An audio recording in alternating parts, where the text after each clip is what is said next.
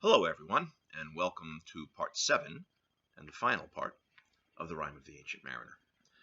In part 6, the mariner's ship had entered the bay of his home.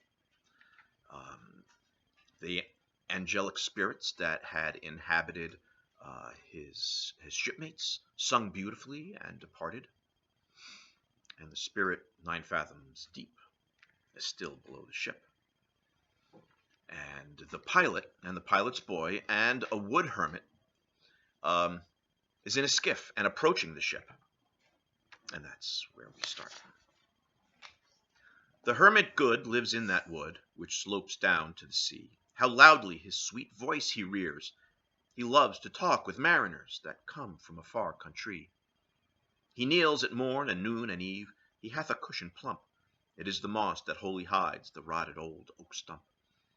The skiff-boat neared. I heard them talk. Why, this is strange, I trow. Where are those lights, so many and fair, that signal made but now? Strange, by my faith, the hermit said, and they answered not our cheer. The planks looked warp, and see those sails, how thin they are and sere. I never saw aught like them, unless perchance it were brown skeletons of leaves that lag my forest-brook along, when the ivy-tod is heavy with snow, and the owlet whoops to the wolf below that eats the she-wolf's young. Dear Lord, it hath a fiendish look, the pilot made reply. I am afeard.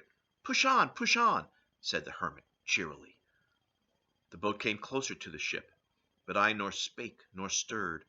The boat came close beneath the ship, and straight a sound was heard. Under the water it rumbled on, still louder and more dread. It reached the ship, it split the bay. The ship went down like lead. Stunned by that loud and dreadful sound, which sky and ocean smote, like one that hath been 7 days drowned, my body lay afloat. But swift as dreams myself I found within the pilot's boat. Upon the whirl where sank the ship, the boat spun round and round, and all was still, save that the hill was telling of the sound. I moved my lips. The pilot shrieked and fell down in a fit. The holy hermit raised his eyes and prayed where he did sit. I took the oars. The pilot's boy, who now doth crazy go, laughed loud and long, and all the while his eyes went to and fro. Ha, ha, quoth he, full plain I see, the devil knows how to row. And now, all in my own country, I stand on the firm land. The hermit stepped forth from the boat, and scarcely he could stand. Oh, shrieve me, holy man!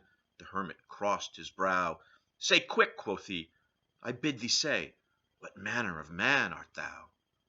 Forthwith this frame of mine was wrenched with a woeful agony, which forced me to begin my tale, and then it let me free.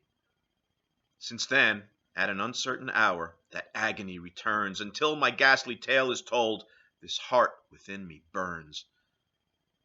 I pass like night from land to land. I have strange power of speech. That moment that his face I see, I know the man that must hear me. To him my tale I teach.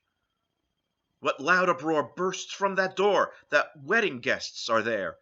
But in the garden bower the bride and bridemaids singing are, and hark the little vesper bell, which biddeth me to prayer. O wedding guest, this soul hath been alone on a wide, wide sea.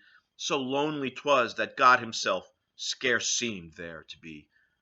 O sweeter than the marriage feast, 'tis sweeter far to me, to walk together to the kirk with a goodly company. To walk together to the kirk and all together pray, while each to his great Father bends, old men and babes and loving friends, and youths and maidens gay. Farewell, farewell, but this I tell to thee, thou wedding guest, he prayeth well who loveth well both man and bird and beast. He prayeth best who loveth best all things both great and small, for the dear God who loveth us, he made and loveth all. The mariner whose eye is bright, whose beard with age is hoar, is gone, and now the wedding guest turned from the bridegroom's door. He went like one that hath been stunned, and is of sense forlorn. A sadder and a wiser man, he rose the morrow morn. And there's an end. What What a fascinating story this is. And the one important question is, why did the mariner shoot the bird? And what lesson has it for us? I hope you enjoyed this tale in its 7 parts. We'll come up with something different on tomorrow. Until then, have a wonderful rest of the day. Stay well.